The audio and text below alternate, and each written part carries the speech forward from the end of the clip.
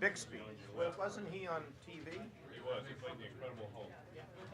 That's right. Before he turned green. That's exactly right. He would, Will! Great to see you, Will. Oh my goodness. Don't you have any, I mean, what, I don't, so silly. What are you doing here? Embarrass me. See, they gave free food. That's why people's here. You better understand the Concord Coalition. Nobody. no such thing as a free lunch. Yeah.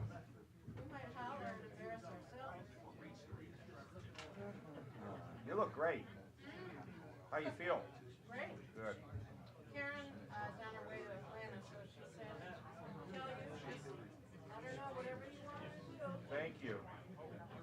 How's she doing? Did she get another dog? Row seat. Keep an eye on my cell phone. I'm not sure. Dangerous crowd. Do you know the gentleman behind you, Will Kofer? So here's the story. Hey, Will, remember when we were up at the,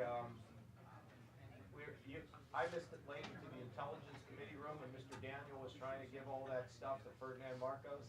And you called me down and said, you don't talk to that man that way. Remember that? What happened was, Tim, can I talk without, I mean, I'm not being recorded or anything. So here's what happens. This is a great story. So Dan Daniel was the chairman of the Readiness Subcommittee. Can I tell the story before we start? Yeah, go right ahead. You can do anything you want. So I wouldn't go to the meeting. I've never really told this story. I wouldn't go to the meeting because was in the Intelligence Committee room. We didn't have any meetings in the Intelligence Committee room. So they finally bothered me enough that I went up there. And I walk in, and Mr. Daniel, who was a great American, great patriot, he's like, yeah, we're going to, approve all the telephone calls and all this stuff for Ferdinand Marcos and his wife. And I'm like, I'm not going for that. I was the only one in the room. The place blew up. Mr. Daniel stormed out, so I go to my office. Hell, I didn't know. I didn't want to say. I said, not only am I against it, but I'm going to have to fight this on the House floor. I was there like a week, right? So Will comes to my office. I don't know Will. Will says, you really screwed up by challenging Mr. Daniel. He's a Southern gentleman. So he says, you go down and apologize. And so I go down to Mr. Daniel's office, wouldn't let me in. And I went like 3 or 4 days in a row, and he would not meet with me. So time passes, and I'm playing golf in Columbus, and I get a phone call. Guy comes out on a golf cart, and he says, Mr. Daniel's office, Dan Daniel, you know that? Yeah, he wants to talk to you, Vivian in his office. So I call down to Washington, and Vivian said, did you see the front page of USA Today? I said, no. Well, Mr. Daniel wanted to thank you for your great support, and we have determined that we're not going to pay Ferdinand Marcos anything, and we so appreciate the fact that you supported Mr. Daniel's idea. I said, thank you very much, and I hung up. Is that true, Will? Yes, sir. Okay. I don't know if you ever apologized. Yes, of course. Those were my fun days. All right, Bob, we're ready. Okay, good. Thanks. Thanks, everyone, for coming. I'm Bob Bixby. I'm the Executive Director of the Concord Coalition. And I'd like to first thank our event sponsors, EY, for their generous support of the Concord Coalition and this event. And before we get started with our discussion, we'll take care of a little bit of unfinished business from last year, which is to award our Paul E. Tsongas Economic Patriot Award to Governor John Kasich of Ohio. He shared the award last year with Governor Gina Raimondo of Rhode Island, who's no doubt in town somewhere but could not be here today.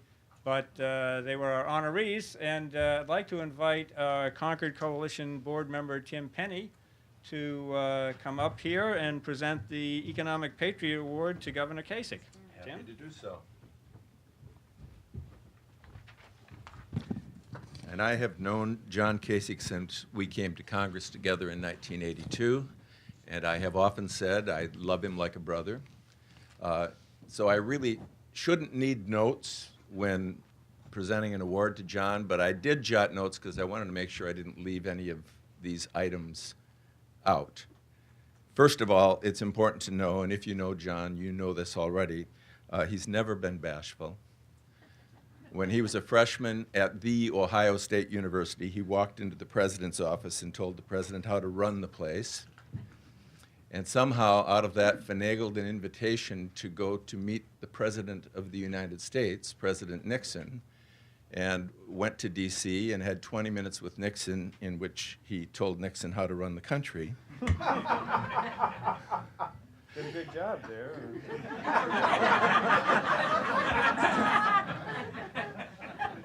So he's never been bashful.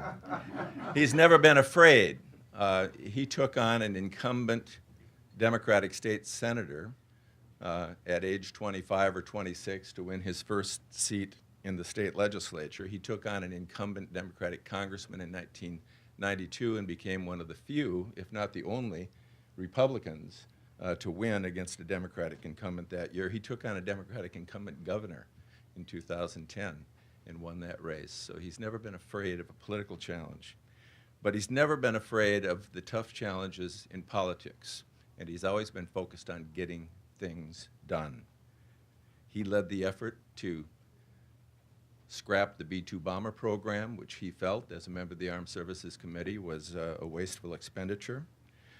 In 1993, as the ranking Republican on the Budget Committee, he resisted pressure from his own party and insisted that the Republicans had to put forward a budget as a counterweight to the Clinton budget.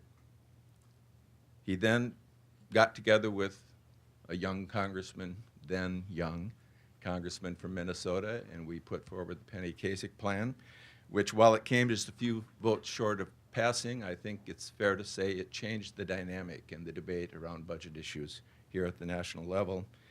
And not too many years later, in 1996, he led the effort to reform welfare, and then the next year led the effort to enact the first balanced budget in many, many decades. He returned home to Ohio at a time where their state was facing huge budget problems, defeated that Democratic incumbent, and took an $8 billion deficit, turned it into a $2 billion surplus. So again, he's never been afraid. He's never been afraid in all of these efforts to do it in a bipartisan fashion. He's never been afraid to lead, and that's why we are proud to present John Kasich with the Concord Coalition's Economic Patriot Award. John. Your remarks, and then Okay, all right, very good. I'd like to thank the Academy. That's pretty nice. I better not try to manage this myself. Beautiful. You know, you go to Congress and you meet a lot of people, and then you kind of leave Congress, and then you don't have any friends, right? Truman was it Truman that said, if you want a friend, get a dog. But I do have a few really great friends from those days. Tim Penny is, I mean, he's just the greatest guy. I mean, he talks about somebody's not being afraid. He's just a great guy. I love him. And my family does. We named our dog after him. So he's just incredible. And then when I got a call, I guess when George Bush was elected president, somebody called and said, do you have any recommendations for the Social Security Commission? And I said, yeah, I do. Tim Penny and me. Penny was picked and I was not. But he's just the greatest guy, and look, here's what it gets down to for both, for Penny and for me. Anything that I do that's good, anything that I do that I would, look at and say I'm proud of myself, all the credit for that goes to the Lord. End of the story. I mean, my mother and father taught me the right way, but as I've dug deeper into the meaning of life, I've concluded that the theologians are right. I've concluded that our lives are very special. Life itself, human life itself, was created above all other life. We're unique, and we have a purpose. And our purpose is to reflect the character of our Creator. And those are values of honesty and integrity and personal responsibility and courage. And now, I'm just a slob trying to make it through, okay? Because we all fall short of that every day because we're made of flesh. I walked in here this morning, and there are all these flags, and you governor this, and all, and I got my staff, you know, these minions are with me, you know, they're like my posse. We walk in here, right, and I said, folks, it's gone like that. You know, human beings are really, we're funny creatures. You know, Kirk Cousins one day throws for 429 yards and 3 touchdowns, and then the next day he's hurt, and it's, who? I remember when we were in the Congress, you know, when we found out that somebody had died, you know, people would stand around and go, yeah, it was really a shame that he died. Anybody know where his office is so we can get it? I mean, it's just the way we are, and we fall short of what our expectations are. Fortunately, I believe that the values that we have that reflect our Creator, and look, if you're a humanist and you use human rationality to figure out what you're supposed to do every day, I'm perfectly cool with that. A lot of my friends are that way. But I know this, that if I don't have that value system, that compass, I'm going to be completely screwed up, because even with it, I'm lost. And so the good news is these things are really written on our hearts. We know the way we're supposed to behave. I mean, we know what it is. We know when we do well, and we know when we do poorly. The great thing I've concluded is we have a God who is very patient with what knuckleheads we all are. And I'll be lead knucklehead in this room. But I know that when we slow down and we think and reflect on those values, Tim, I think it makes it easy to have choices. You know, it makes it easy to try to do the things that raise the bar rather than lower the bar. Now, sometimes we can really miss it. And I was saying to my wife, and there's consequences, by the way, sometimes when you do these things. So I remember the story of the lady who was at the airline. They yanked the guy off the plane. You remember they treated him like he was some sort of a stuffed dummy or something? And we watched in horror as they pulled him off. And I remember saying to my wife, why didn't somebody do something? And she said, well, John, easy for you. What about the lady who's got a mortgage and putting her kid through school and could lose her job? And I said, you're right. I guess I don't understand that. I do understand it, and I think you're right. And the more I think about that, I think there's times in our life when we're willing to suffer the consequences. But we leave an indelible impression, and we leave a permanent mark, and we become admired for the fact that we will do things that are extraordinary, or what's expected of us as human beings. So all this business about how great I art, no. I'm just trying to make it through, do a little better each day, you know, and be as good role model. But I want to be clear, the thing I worry the most about in my life is being hoisted on my own self-righteous petard. I try to avoid it, and we have press that's always looking for it. Yeah, if you want to say I fumble and I'm a hypocrite or whatever, I'll gladly accept it. Doesn't bother me, because I know I am. But I know that today's going to be a little better, tomorrow will be a little better, and I'll be a little better, and as a result, my kids and my wife and my community and my dear friends will gain from my doing the right things. So, thanks for the award. Okay?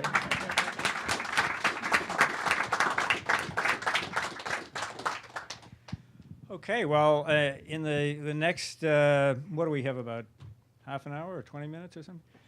We'll Time on it, we'll lose them. Just let it be.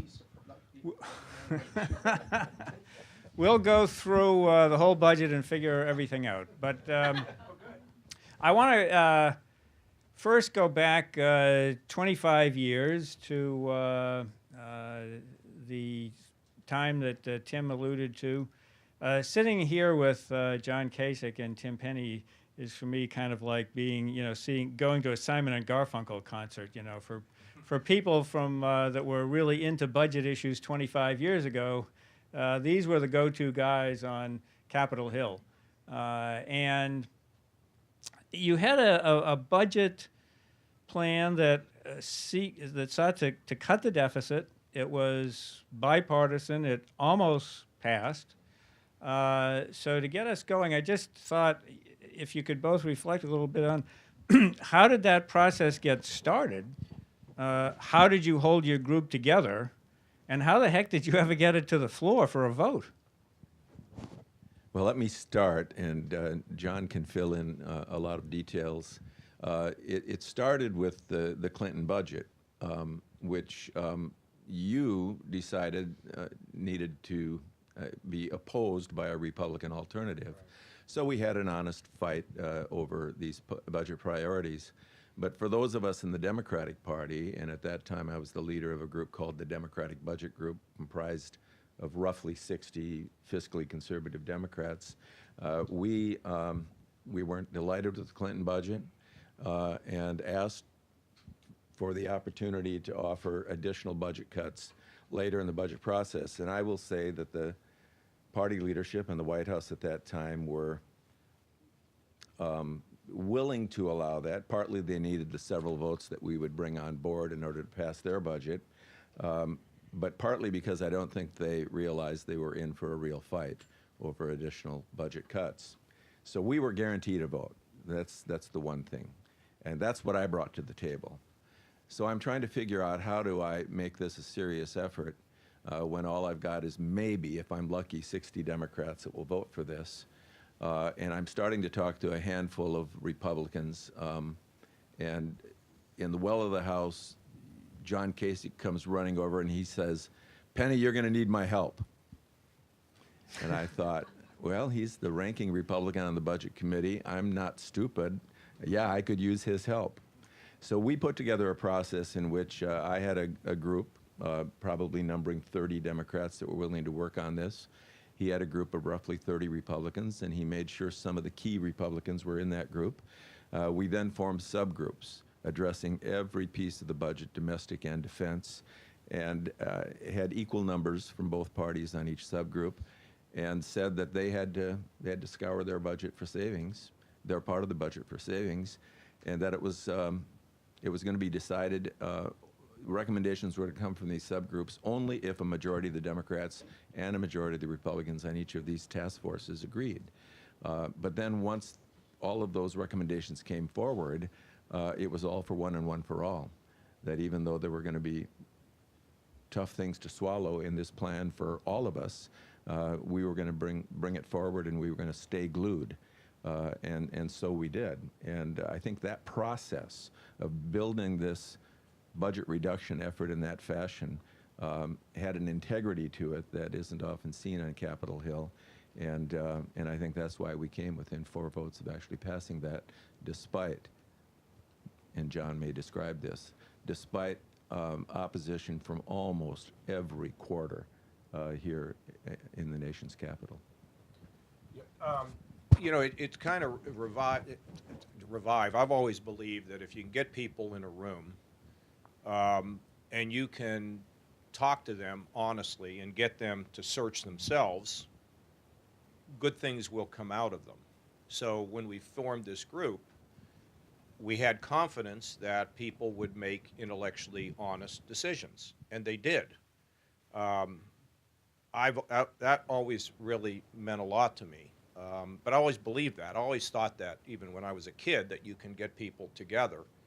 So even in my state, you know, I've done something on police and community. We moved mountains on that by having people of different philosophies work on that. I'm doing it now on guns. You know, you don't get everything you want, but, you know, hopefully you get people together and they can think, because people are by nature, if you call them out, just like I say, it's written on our hearts, you can get people, if they feel that process is fair, to do extraordinary things. So who fought us? Well, all the Appropriations Committee, Hillary was up there, Clinton was there. They were all of them. It was a bipartisan opposition, and then all the special interest groups. So it was pretty amazing we came so close. I mean, we got really, really close to winning. And I believe it was the first shot fired in the effort to balance the budget. So we did balance the budget. We did pay down the largest amount of the publicly held debt in '97. We had surpluses, and just like Simon and Garfunkel, there was a bridge over troubled waters. The bridge collapsed, and we're all drowning in red ink now. So it's pretty bad. And the biggest problem with all the spending is it's all theoretical and hypothetical. Nobody cares. I mean, I said to my folks, I said, how are we going to describe this? I think they put something. We're 20 trillion in the hole. Okay, well, why not 20 billion trillion? I mean, nobody cares. Nobody understands it. But at some point, this will have a dramatic impact on our economic growth, which will, in fact, divide this country even more than it's currently divided. And they're all in on the game, all of them. They spend money like there's no tomorrow. It's a sad situation. Now, could you get people together with the proper leaders to get them to start saying we need to do some things? Yes. The other point I'd like to make is I don't believe that creating savings on the operation of our government means we got to go out somehow and hammer somebody. Got to go and cut. All right? Well, reform is where we are. You might remember years ago when we all went out and bought these what were they called? Not iPads, but they were the thing you read on, a Kindle, okay? Now they'll pay you to buy it. They'll give you a Kindle and give you money. In other words, things are changing so fast that there are ways in which you can make enormous savings without having to hurt anything. That's the beauty of technology. Better ways to do things. And it just takes the will to do it. And I don't know whether they're ever going to have it. I know my kids are going to be paying for the sins of our generation. But when we look at kids today, we're seeing a new level of activism. I am so excited about what I'm seeing in this country with these young people. Thank God. We either taught them or they learned from us and all the stupid things we did so they could figure it out and do better. Well, that's where I was going to go next with this, because we fast forward 25 years, we're about to start a new budget process. Seems like things, certainly the debt is twice as high as it was then as a percentage of GDP, and we boomers are now retiring. We're very much part of the problem, and was sort of gotten off of the hook, I guess.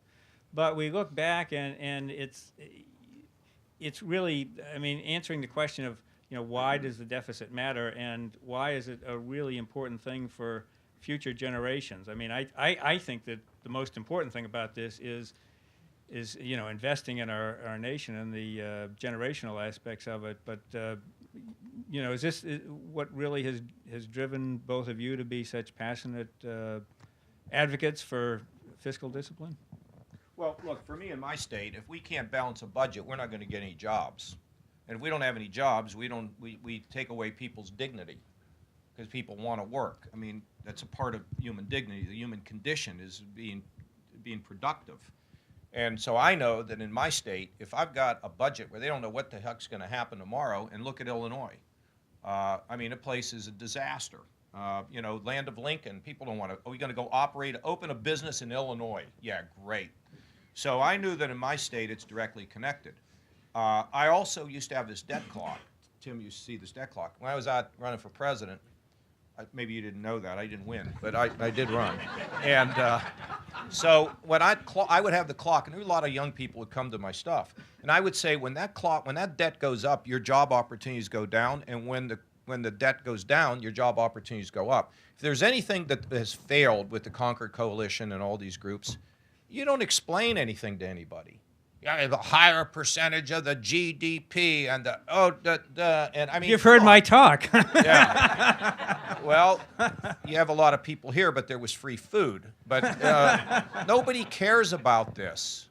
I remember they did that tour here to college campuses to tell young people about the problem. It doesn't register. And if there's anything that needs to be done, is you got to put this in a human form. If you can't do that, no one cares. I mean, so do better at that. Think about it. Get any- Jimmy Kimmel to talk about it. Get any pointers? Yeah, I gave you one there. He gave you one. As the debt goes up, your job prospects go down. It's a friend of ours, Gene Sturley, wrote a book recently. I think the title was Dead Men Ruling. And basically what the book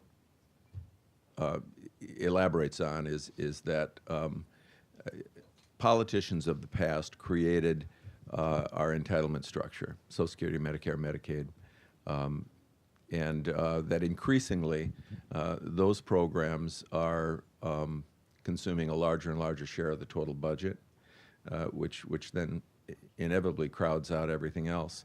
Just last year alone, because of the general fund obligations that have to go to the Medicare program, we were spending about $300 billion of general fund money to support the Medicare program. It's not paid for by premiums or by Medicare taxes. It's paid for increasingly by the general fund. And that means that half of our roughly $600 billion deficit was just that program alone. And it only gets worse as time goes by because 10,000 baby boomers are retiring every single day.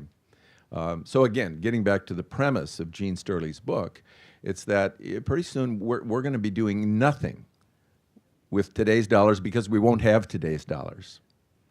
We're only going to be paying for programs that were designed and enacted by politicians who are now dead. And that seems to me to be intergenerational theft. And so to me, this ought to be an issue that helps to motivate young people to take an interest in this. Yeah, I would hope so, but we don't know. There may be a new era coming here with these millennials and Gen Xers where they will care about this. So far, they don't understand it, and they don't understand the direct connection to them and their lives, and maybe we need to do a better job of that. But the wonderful thing here is that there are ways to fix these programs that are really pretty simple, just a little. Now, not Social Security. That one, we've put that off for so long, it's just terrible what's going to have to happen. Because the longer you wait, it's no different than your teeth, If you don't go to the dentist, by the time you do go, you either have to have a root canal or they yank it out. I mean, that's the problem with Social Security now. The numbers are just not working. But with Medicaid, we think we can save lots of money without having to affect anybody. And the same is true with Medicare. And how about this? How about having a healthcare system that's based on quality, not based on quantity? How about if you actually went to the doctor and they treated you for what you had, not 18 billion tests, because there's no exactness to it. And these things can be fixed. How about some managed care, some coordinated care for people on Medicaid and Medicare? These are things that can go a long way, and it doesn't mean you got to hurt anybody in the process. The Social Security problem, Tim, you know it better than I do. There is no real clear answer other than slashing benefits somehow. But what could happen in this country? Right now, the rich get richer and the poor get poorer. Why do you think Donald Trump's president? It's that people are just, I feel like I've been shafted. I don't have a job, or my kid doesn't have a job, or everything is not working well for me. Between job training and a slow economy, it's just going to exacerbate this. And then we start picking on one another. Now you can't have a dinner without, mention, Trump, and then you have a war in your own family. Okay, that's over. That's one thing. Think about the fact that if somebody sitting on side of the table has a good job and a beautiful home, and a person on the other side who's your brother, sister, uncle, or aunt has nothing. I mean, it doesn't work. And that's a big concern of mine. Well, getting back to Social Security, John, you don't know how lucky you were that Bush did not appoint you to that Social Security Commission. because like so many other bipartisan commissions, a good report just went on a shelf and has collected dust now for 15 years.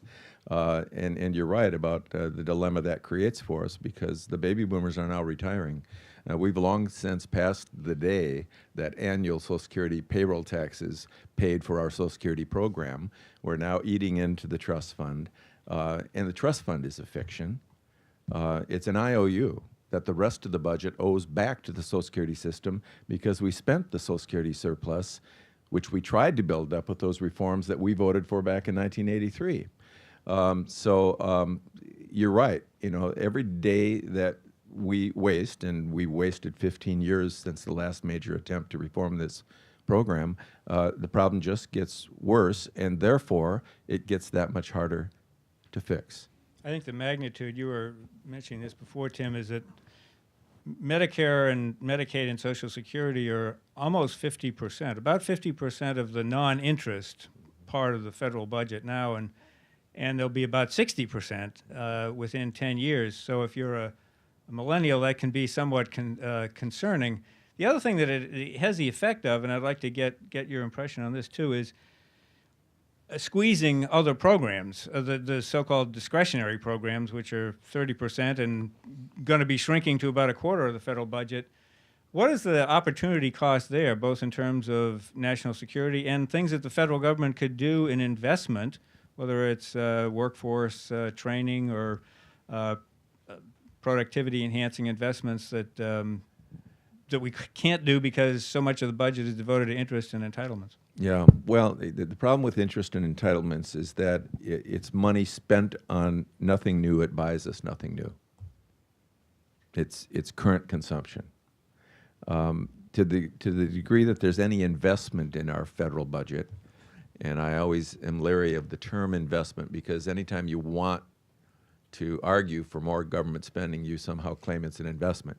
But there is some investment there, and to the degree that there is investment in the federal budget, it's in the discretionary items, and that does get crowded. Of course, here's the other, here's the other, I don't know, the reality in D.C. is that while we all yearn for bipartisan cooperation, especially on the big issues that need to be resolved, once in a while, when Congress does act in a bipartisan fashion, it's only to make matters worse. And Do you have anything in mind? and there was some budget deal just a couple weeks ago where the solution to both sides' intransigence was for each side to get more of what it wanted, and so they restored discretionary spending, but they did it all with borrowed money. So now, over the next 2 years, we basically said we're going to come to a budget agreement that increases the deficit by and adds to the debt to the tune of about $340 billion. I don't know what's going to happen with this tax cut. There's another deficit financed policy. When we reformed tax policy back in 1986, it was deficit neutral. We lowered rates, but we cleaned up the code, and we did not add to the deficit, but by cleaning up the code, we incented economic growth. That's the right kind of tax reform. So maybe there'll be economic growth as a result of this, but the Joint Committee on Taxation said maybe a third of the lost revenue gets recovered with economic growth. So we're kind of we're kind of pushing ourselves, or I shouldn't say we're pushing. We're crawling ever closer to that cliff because of more recent policies, and John talks about in his opening sermon about doing the right thing, and as you look back on your life, those things that maybe weren't so easy tend to be the things I'm inferring your remarks that you're the most proud of. We need more truth tellers about paying for what we say we want, and I think there's an audience for that. and this may be where the millennials can be our hope, because I think they, more so than the current generation of voters, would resonate with this message that there is, you can't have something for nothing, that you do have to pay for what we want as a society, and with the right messenger and the right way of crafting the message, I think that there might be some hope that we can find leaders that will step forward and resonate with this new generation, because we've gotten us, the baby boomers and others have gotten us to this point, and I don't think we any longer are the solution. I think we have to rely on this next generation to be the solution. See, I think if you get these values back, virtues back in play, you have a better chance. Then politicians have to think about, okay, what's my responsibility to somebody else, not just to me and my reelection. But let me be practical, okay? I come in, what were we, Beth? 25% of the budget in the hole. We had big deficit. We had no money in our rainy day fund and all that. So how do you go about doing this? Okay, well, the way you do it, first of all, you can't fix it with just waste, fraud, and abuse. We heard waste, fraud, and abuse was going to do it. It didn't work, and they certainly weren't interested in my telling them about how you do it when I was on the stage, because that's just too complicated. You know, it's not a good soundbite. But let me tell you what we did and what I think should be done here. When we thought we were going to have a shortfall this year, we had to figure out a way to save about $1 billion. It's a lot of money in a state like ours, even though we're a very big state.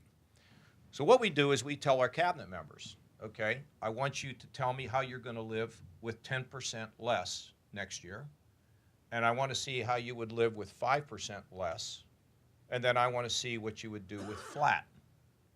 And then I don't want any monkeying around. Now, if you can't do that, then you're not going to be in the cabinet any longer. I'm going to go find some, I don't even have to say that to them. They know. So they have to come in with a legitimate 10% reduction. So what I tell them is, get with all your folks, bring them in a room, and figure out how you're going to save 10%. And so there's some areas where I know they're not going to save 10%. For example, our prisons. You can't just go cut the prisons because you don't want people getting out of the prison because you don't have enough guards or you haven't done things the right way.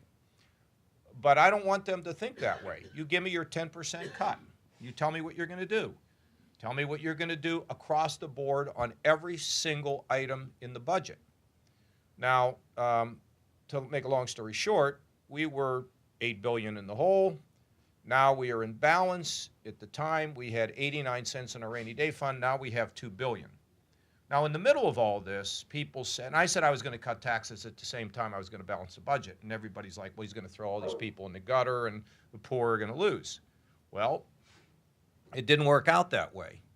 And the reason why it didn't work out that way is because we figured out how to re-engineer the government totally differently.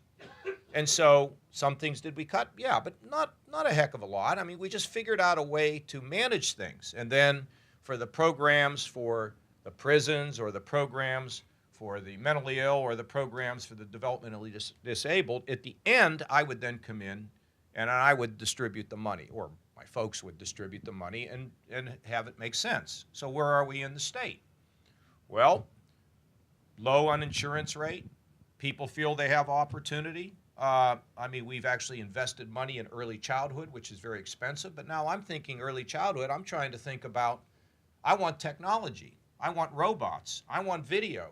Because I'm not going to have enough money to get these kids in a place where their brains are going to work. So let me think of a different way to do it. Constantly thinking about new stuff. Think about Amazon. Think about the way they think about things. They never sit on their laurels. Think about Google. Everybody's all innovate. Figure out a better way to do something. And so as a result of it, it works. So how should they do it down here? Well, that'll do the same way. You get 10% less, what do you want to take out? Now, you got to motivate the bureaucrats to pitch in and help, but most people want to have a meaning in their life and in their jobs. That's how you do it. It's not like the hardest thing in the world. But, you know, when people come yelling and screaming or whatever, well, they don't come and yell and scream at me because I don't have meetings with lobbyists. So I don't have to take a lot. I guess my people do, but that's why I pay them all that money they make. But, you know, you just have to treat everybody with fairness. I'll give you just one example.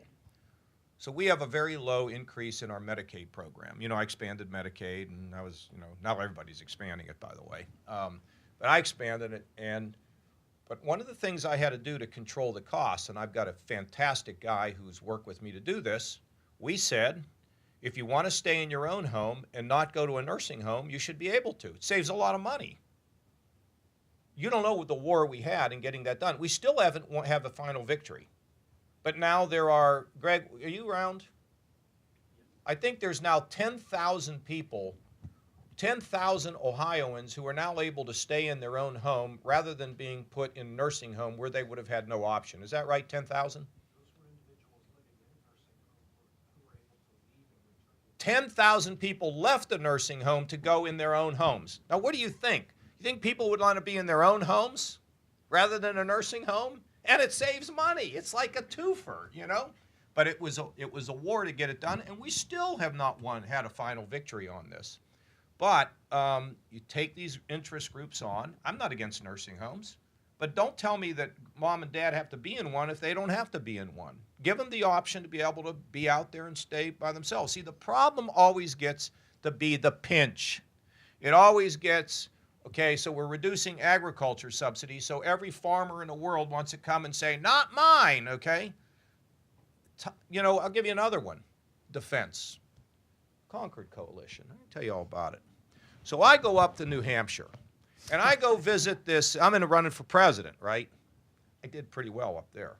Anyway, so I go to this military base. Do you live in New Hampshire? I do not, but our New Hampshire state director is here. Okay, yeah. You remember when I went up to that base and I started talking about how much infrastructure you know how many bases and forts and structures we have in this country that we don't need? Will, how many do we have that we don't need? Tell them. Many, right?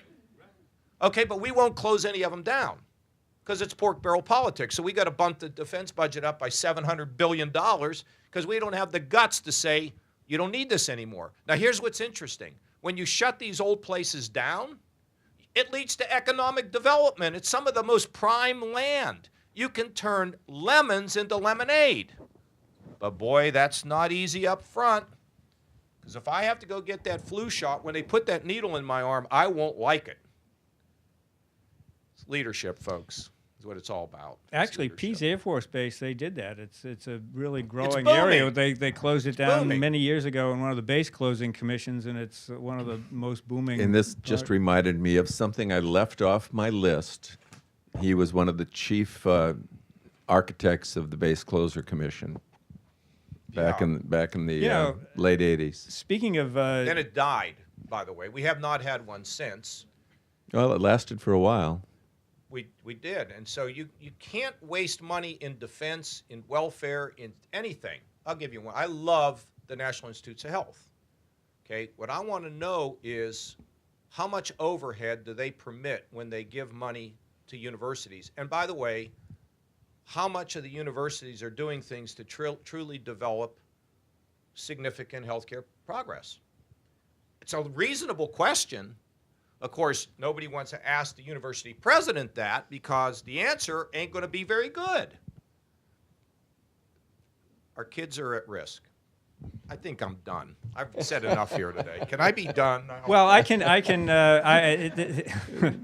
you're not quite done yet, but I will. I did want you to know that I got my award.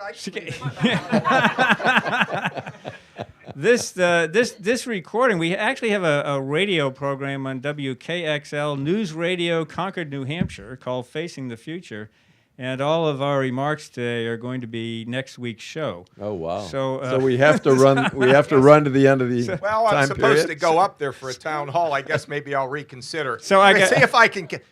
I wanted to say, as our closing remarks here, there's some articles. I've got a friend that's thinking of running for president, and I just wanted to give some advice to this friend. What would you, if you knew somebody that was thinking about running for president and was talking to a New Hampshire radio audience, what kind of an agenda would you pursue? What kind of advice would you give them for an agenda? Which is it, advice or an agenda? I'll tell you, I'll give you Agenda. advice. Whichever you prefer. I'll tell you, I'll give you the best advice. Be real. End of story. Be real. Because people in New Hampshire are really cool. They smell a fraud. You don't suck up, you go up, you do your thing. It's a great, I'll just say one thing about New Hampshire. Here's the cool thing about it. New Hampshire is a place, it is a postage stamp, a cross-section of America. Rural, urban, lots of independence, young, old. It's an incredible place. And the beautiful thing about that is it does represent a snapshot of our country. And it's a great process up there. I mean, there's so many things that ought to be changed. But you know what the key is? Be who you are. Have fun. I told Hickenlooper that. I said, why don't you run? You're not going to lose anything if you don't win. Go out and have some fun. And by the way, I like New Hampshire a lot. Okay. Hey, that seems like a pretty good place to end it. Thanks for giving us your inspiration. Thanks for your 25 years since the Penny Kasich and still being involved in that. And see you in New Hampshire.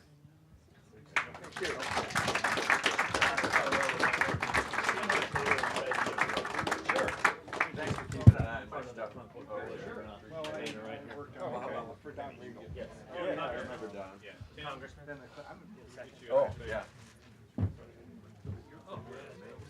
Get out of your way.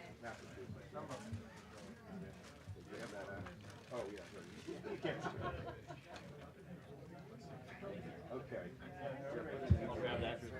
Did you see Tyler? He's our New Hampshire state director. So you were saying? Anyway, no, when I worked, I was a Clinton. Oh,